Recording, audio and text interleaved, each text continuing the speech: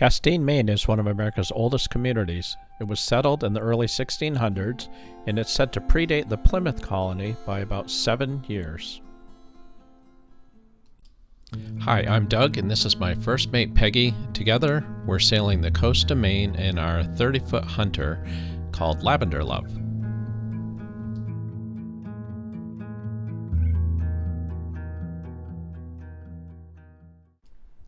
The beautiful colonial architecture and quiet port town of Castine was one reason we decided to take the 9.5 nautical mile trip and stay overnight there. Depending on the wind and the tides, it's about a 2 to 3 hour trip from our home port in Belfast. We visited Castine by car several times, but this was only the second time by boat. We also wanted to check out Smith Cove, which we've heard about as a possible anchorage. We wanted to get out to the boat Friday evening so we could leave early on Saturday morning.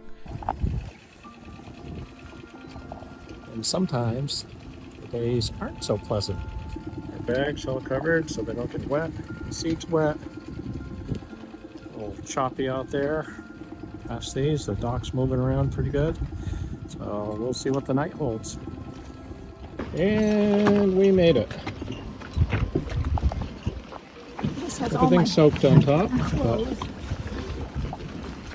for the most part we have waterproof bags. Except for Peggy's. Peggy's clothes will be all wet.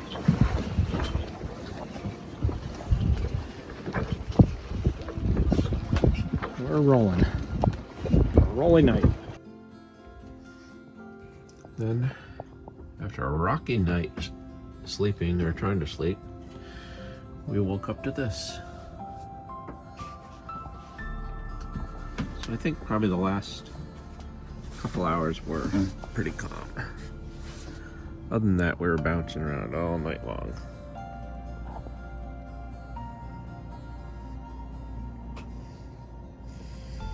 It's amazing the difference.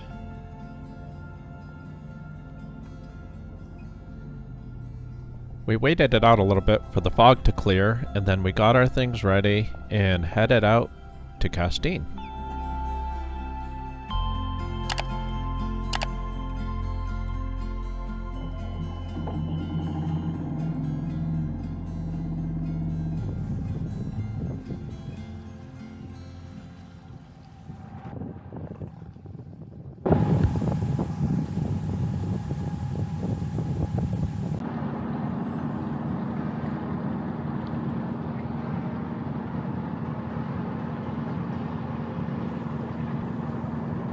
See up in there, the Stockton Springs, and to the left, Sears Island, which has a long walking path around it.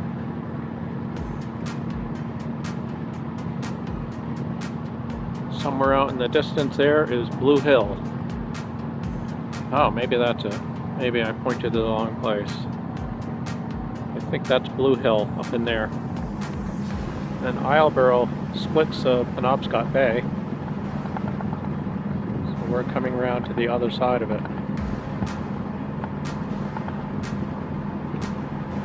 And it is a dead calm day.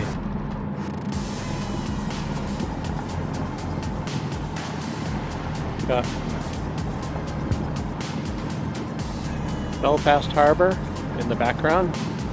And there is a seal right behind me, sticking its head up.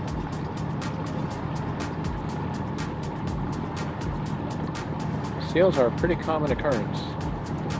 There's Sammy the seal, we call them all Sammy.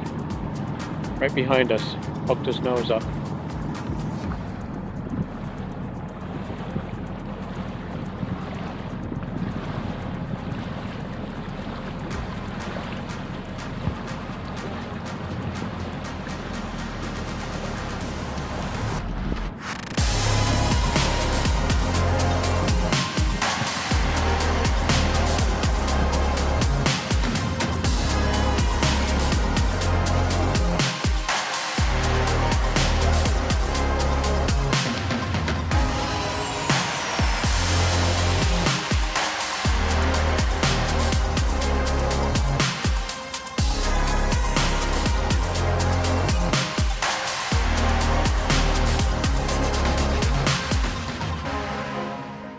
We arrived at Smith Cove in the afternoon, and after motoring around, we decided against anchoring, and instead we thought about picking up a mooring off the dock in Castine.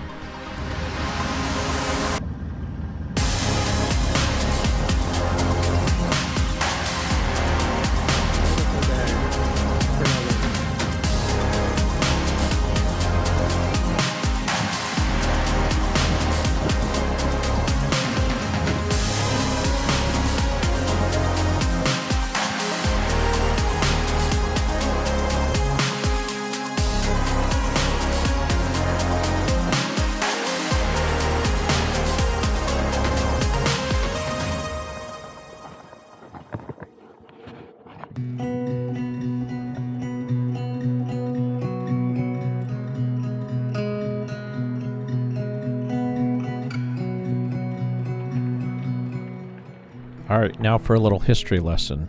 Remember, Castine is one of America's oldest colonial villages. Control of Castine changed several times in the early years between France, Holland, England, and colonial America.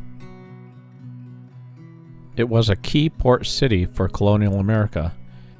It's close to the mouth of the Penobscot River, which goes up into Maine, and it's a well-protected harbor, so it was a strategic outpost. It was used in fur, timber, and the fish trade.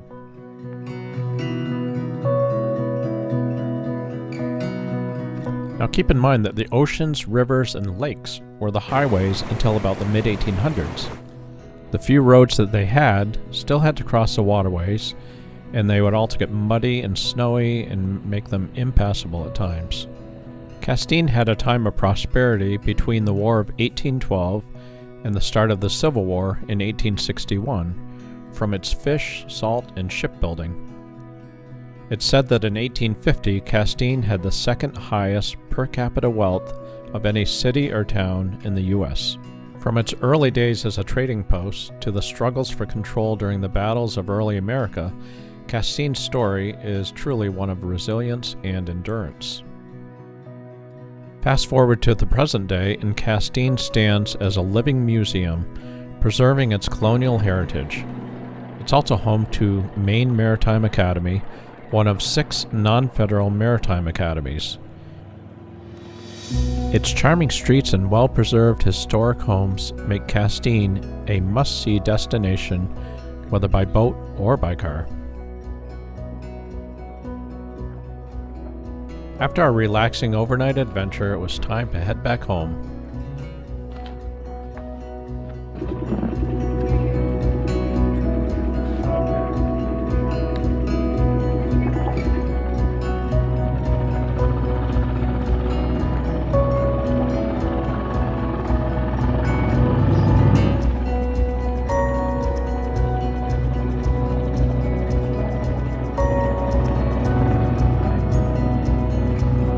Just in time. Thank you too.